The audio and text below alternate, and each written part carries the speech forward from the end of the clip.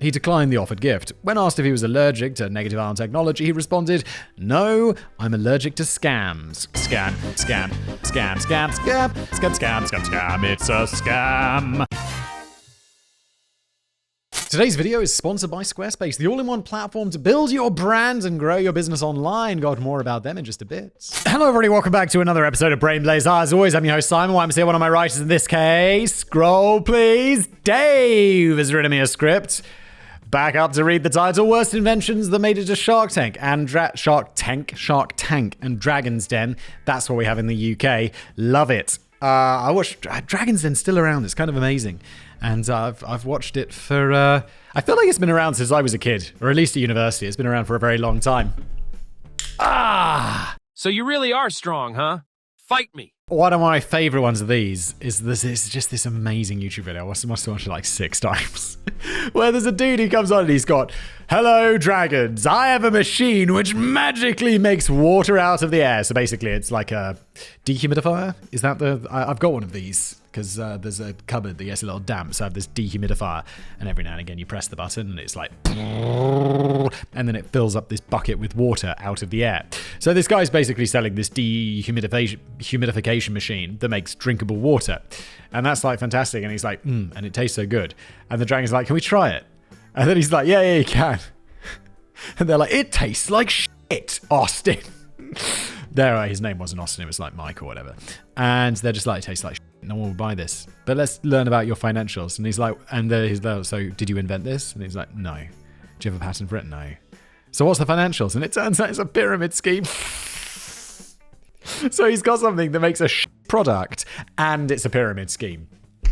So he was trying to get the dragons in on his pyramid scheme, which is insane. Which is so insane. It's so insane that sometimes you think that maybe the producers let people through who are there to just get absolutely savaged by Peter Jones. It's not a pyramid scheme. It's not even a scheme per se. It's...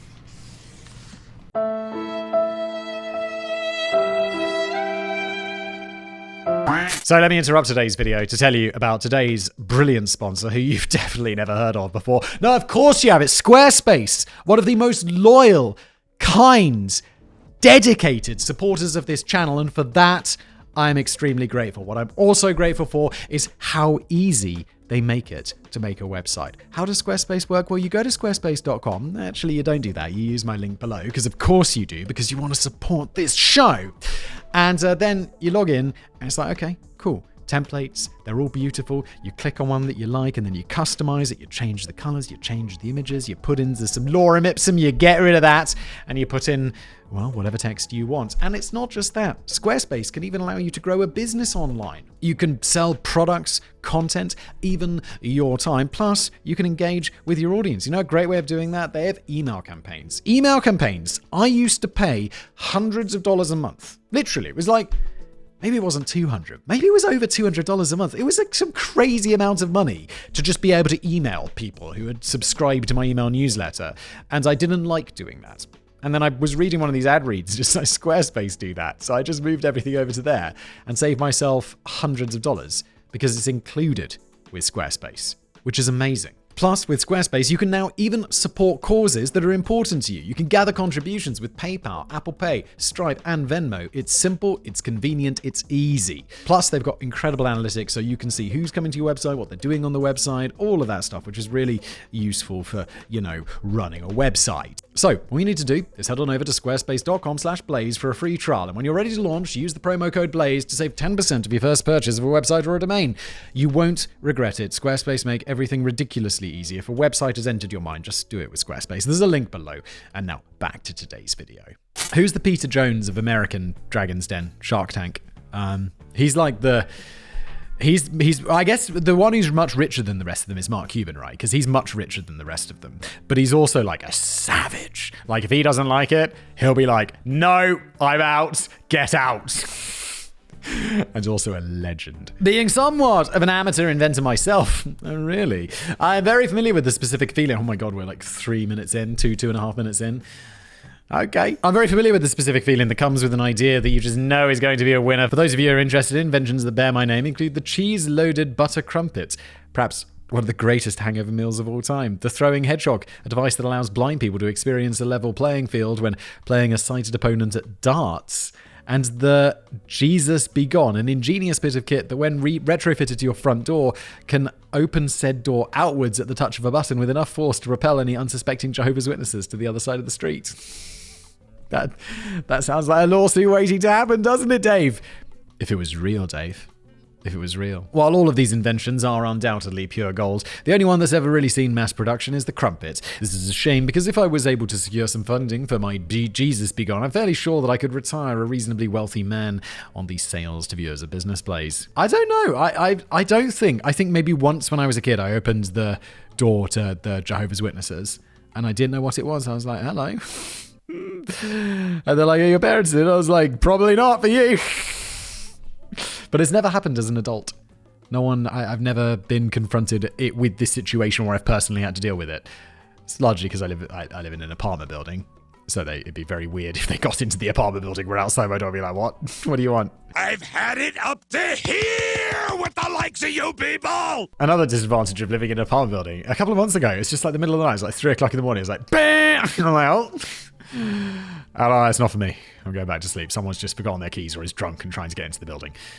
And I'm like, what the f-? So I lean out of the window to look down because I'm on the second floor. I lean out the window and I look down and there's a guy out there. And he's like, oh, I'm sorry. I'm ringing the wrong bell. I'm like, my name's on it. Is it your name? It's 3 a.m. It's like, what the f-, man? There's names on the bell. There's names.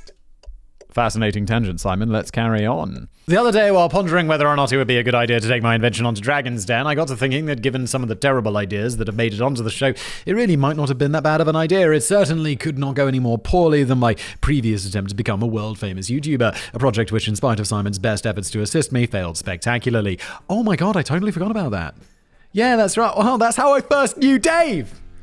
Wow, some law just dropped, didn't it now? Dave approached me and he was like, it was cooking, right, Dave? It was cooking. And, I don't know how much you want me to talk about this, so I'm not going to talk about it. But Dave sent me an email, like, blah, blah, blah, can you have a look at this? And I was like, yeah, sure, mate, I'll have a look at that. And, yeah, I think we went back and forth a little bit about that. And then, Dave, you can tell people in the comments if you want. It's not my place. But it didn't work out for a specific reason. Not my fault. Definitely not my fault. I'll never take any blame for anything. And then Dave ended up writing for me, which worked out brilliantly for me and less well for Dave. No, I'm joking. No, I don't know. Do a YouTube... Enough. I can't explain things properly without potentially invading Dave's privacy. So I'm not going to continue, and Dave can decide himself in the comments below. If anybody is interested in or maybe he's about to tell us now, which is obviously another thing, isn't it? Let's see. Great job. If anybody's interested in seeing how spectacularly, search on YouTube for Blind Dave Potato Skins. I'm cooking. Who knows, maybe one day I'll start a GoFundMe and the Jesus Be Gone could come to a door near you. In the meantime, let's have a look at a few of those terrible ideas that I previously mentioned. The Sullivan Generator. Appearing on episode 311 of Shark Tank, the Sullivan Generator would have been one of the most promising inventions that the world had ever seen if it had existed beyond a sketch. The inventor of the device, Mark, you guessed it, Sullivan, appeared on the show asking for a £1 million investment. I assume that's going to be dollars because we're talking about Shark Tank. Dragon's Den must be... Are they related somehow? But then why wouldn't they use the same name? Because there's Australian Dragon's Den or is it Australian Shark Tank? I don't know. Obviously, one of them's better at franchising internationally. But why is there not Shark Tank in the UK? Could compete with Dragon's Den. In exchange for 10% of his company. So he's valuing his company at 10 million quid for a sketch. You better have a patent on that, and it better be a fucking perpetual motion machine at that valuation. So what exactly did it do? Well, the generator could allegedly generate energy by harnessing the natural spin of the Earth. Okay.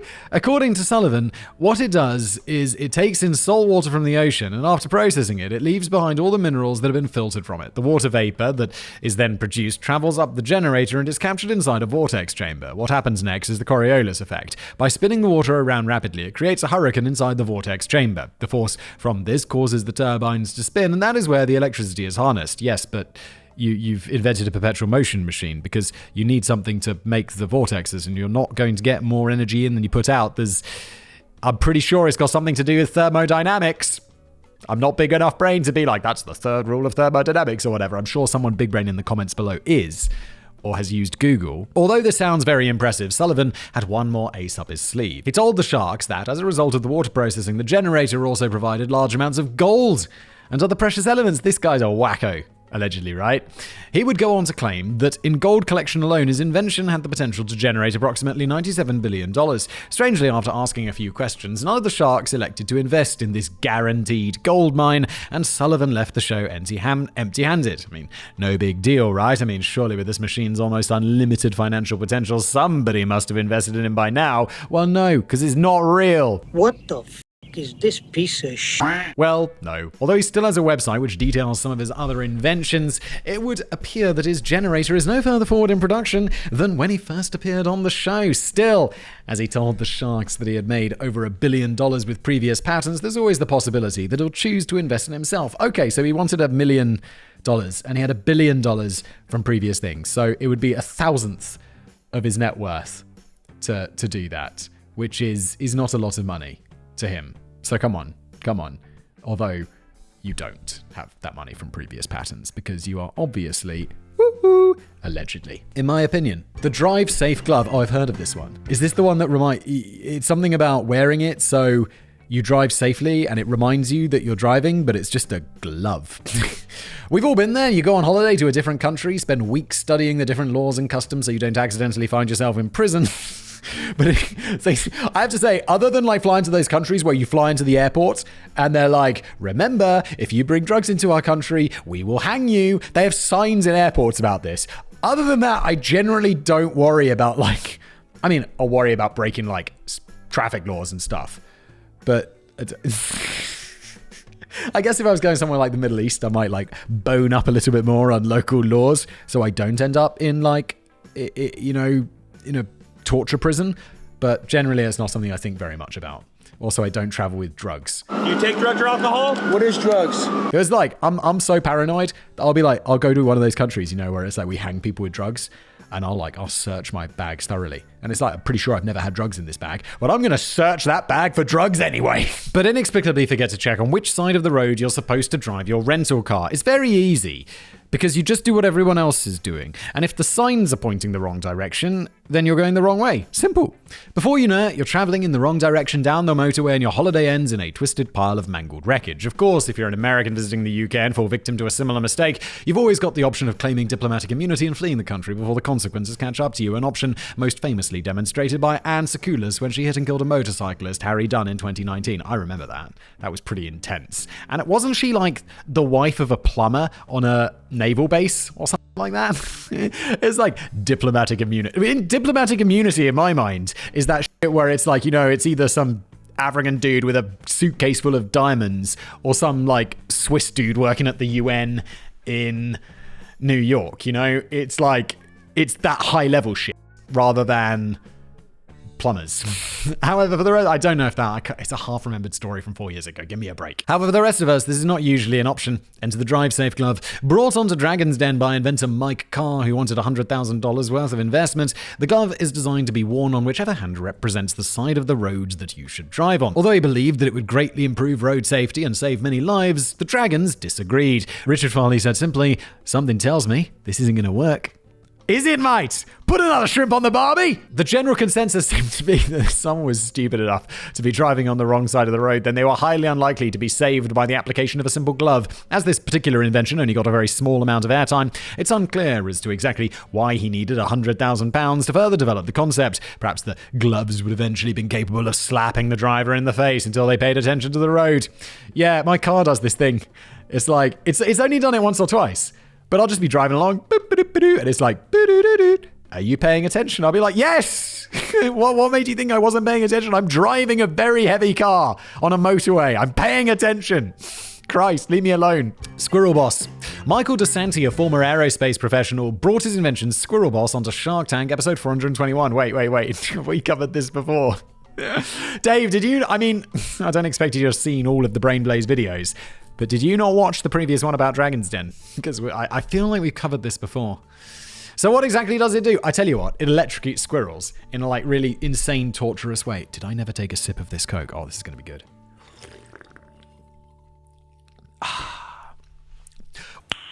Nice. Well, according to DeSanti, almost everybody who has a bird feeder has a squirrel problem. As soon as you put out the seed to feed one bit of nature that is completely capable of feeding itself, another bit of nature that is completely capable of feeding itself comes along and steals that seed. The Squirrel Boss solves this problem. Billed as the world's first interactive squirrel-safe bird feeder, the device comes with a remote control which, when pressed, discharges a harmless static shock into whatever animal is currently feeding from it. After 4 out of the 5 sharks took a turn being zapped, concerns were raised as to exactly how much of a problem would be caused by animal rights activists. Ultimately, although several sharks did express some interest in the product, there was a rather serious flaw with the device which prevented DeSanti from securing investment. Being that the charge could only be activated via remote control, anybody who wished to prevent squirrels from stealing their bird feed would have to sit and watch the bird feeder around the clock. This is just for people who like this chap who like torturing squirrels. Even for the most hardened ornithologist, watching your bird feeder 24 hours a day in order to protect it from hungry rodents was deemed to be more effort than it was worth. DeSanti would continue his efforts without the involvement of the sharks and appeared to do reasonably well for himself.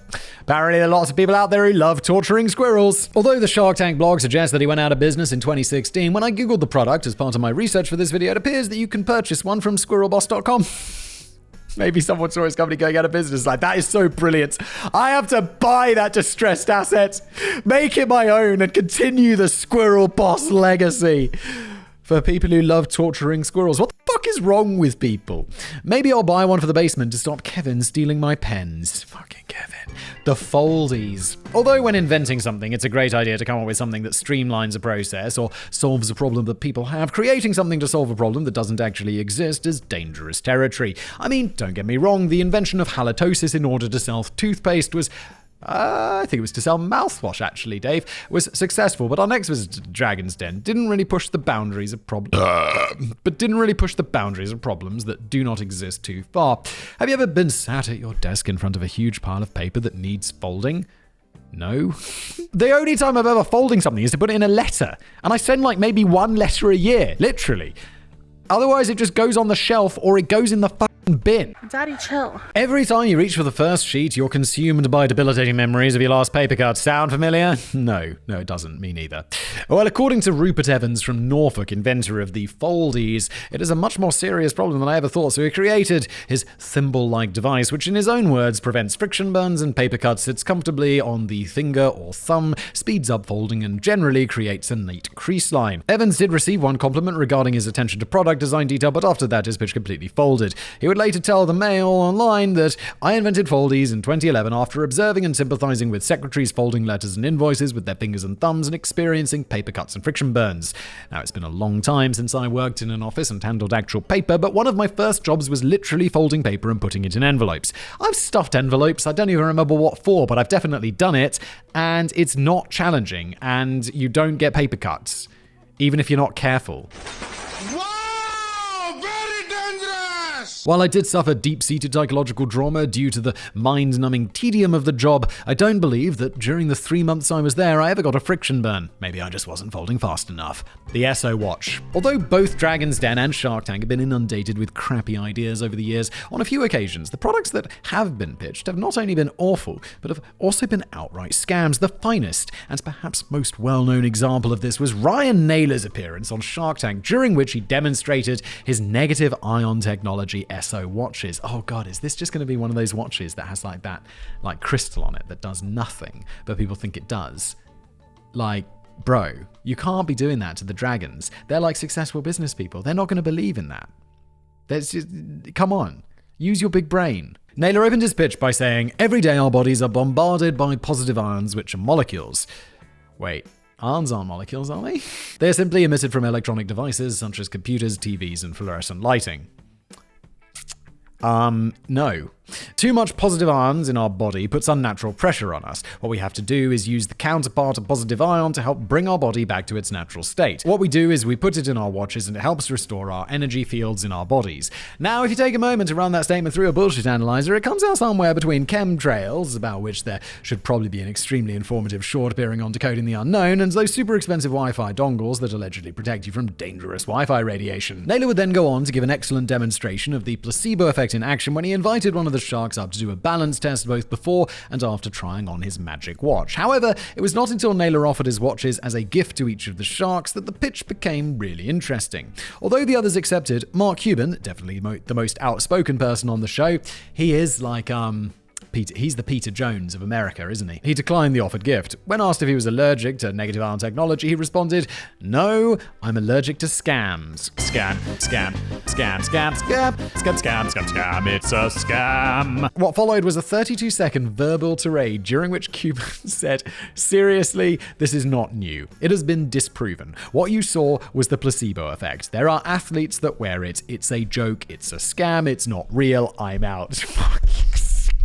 Yes, Mark! Tell it like it is! One by one, the other sharks would follow suit. Naylor would later blame Cuban for scaring off the other sharks, claiming that it muddied the waters. Yeah, it muddied the waters with truth! Interestingly, Cuban has taken it upon himself to campaign against this particular line of pseudoscience bullshit, even going so far as to ban the sale of a similar NBA-endorsed product in his stadiums. Good for you, Mark. That's capitalism while being a legend. Unfortunately, although Esso no longer appears to be trading, oh no! You can buy equally ineffective old devices on Amazon. Again, oh no! But really this time, oh no. Please stop. Flow signals. In the last entry for today's video, we're going to take a look at a man called Derek Cousins and his misguided attempt to revolutionize road signs across the globe. Having never actually driven on a public road, both the police and the government are unbelievably discriminatory when it comes to allowing blind people to drive. I was like, what's going on? Who's never driven? The guy? And it's like, no, Dave has never driven because Dave's blind. I'm anti-discrimination. Be weird to say I'm pro. But when it comes to blind people and driving, I think we're all in the same boat on that one. I'm blind, Carl, not stupid. I personally have no idea whether or not the existing road sign system is, as Cousins claims, difficult to interpret and easy to overlook. However, everybody I spoke to about this topic seems to be more than happy with the current system. I was just thinking while reading that about something else. Didn't Dave say that he's never driven on a public road?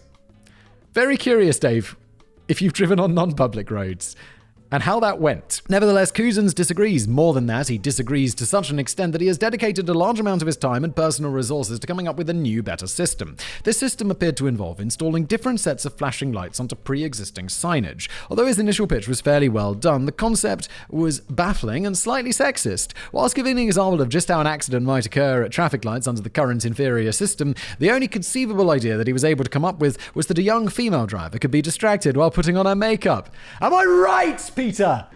Just like a woman. The whole presentation sort of went downhill after that. It quickly became apparent that although he had put at least 5 minutes of thought into the whole idea before investing nearly £30,000 of his own money, what he had to bother to do was secure any backing from anybody in charge of regulations behind road signs. This is not just a private enterprise you can kick off. You know who road signs are put up by, right? You know that, right? I don't remember your name. Come on.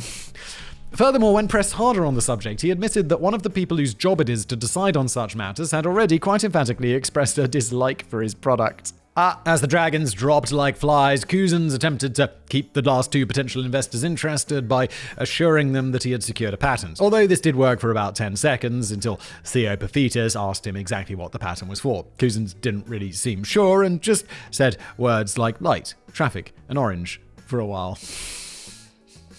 If you're going on Dragon's Den, there's a couple of things you really need to get sorted. Your fucking numbers, know how much money you're making or product you're selling, and if you've got something that needs a patent, make sure you have that. He did briefly rally for a moment, seeming to believe that the problem was not his ridiculous product, but that the dragons didn't fully understand his genius. Not a good path to go down. But sadly, after a bit of pantomime of to and fro with Peter Jones over whether or not the idea would work, he was shot down by Duncan Bannatyne, who told him that without a shadow of a doubt, he won the award for the worst idea ever presented on Dragon's Den. Unbelievably, Cousins still refused to take the hint and continued to ramble on about car parks, snow, and traffic lights until he was eventually instructed to follow the signs that would lead him from the building. Sometimes I do know it's just there for entertainment, but there's got to be a point where if I was there, there's a point where I know this is ridiculous. I'm out next person because I'm really looking to make some money today. But it's for entertainment, right? Whether or not he successfully managed to interpret these old-fashioned signs and make it outside was unfortunately not made clear as part of the show. And thank you for watching.